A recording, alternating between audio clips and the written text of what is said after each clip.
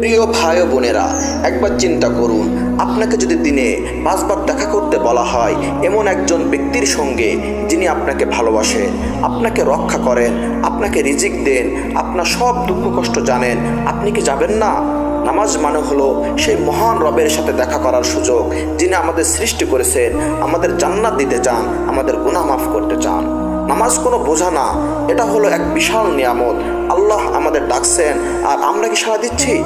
একবার ভাবুন তো, আপনার সবচেয়ে আপন মানুষটি যদি দিনে 5 বার আপনাকে ফোন করতো, আপনি কি বারবার কাট করতেন?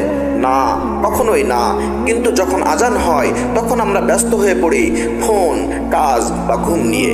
প্রিয় ভাই ও বোনেরা, নামাজ কেবল ফরজ না, এটা আমাদের আত্মার খাবার। এটা আমাদের মনকে শান্ত করে, পাপ থেকে রক্ষা করে, আল্লাহর রহমতকে ডেকে আনে। নবী করিম সাল্লাল্লাহু আলাইহি ওয়াসাল্লাম বলেছেন, নামাজ আমার চোখের শীতলতা।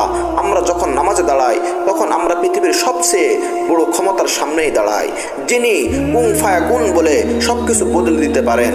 আপনার জীবনে যত সমস্যা থাকুক, 5 ওয়াক্ত নামাজ ঠিক রাখুন, দেখবেন আল্লাহ ধীরে ধীরে সবকিছু ঠিক করে দিচ্ছেন। মন শান্ত হয়ে যাবে, রিজিক বাড়বে, গুনাহ মাফ হবে ইনশাআল্লাহ। তাই আজ থেকে সিদ্ধান্ত নিন, আমি নামাজ ছাড়বো না, কারণ আমি আল্লাহকে ভালোবাসি, আমি তার ডাকে সাড়া দেব। আসুন আমরা নিজের জীবন বদলাই, নামাজকে ভালোবাসি, নামাজকে জীবনের অঙ্গ করি। নামাজই জীবন, নামাজই সফলতা। আল্লাহ আমাদের সকলকে নামাজের প্রতি যত্নবান হওয়ার তৌফিক দিন। আমিন।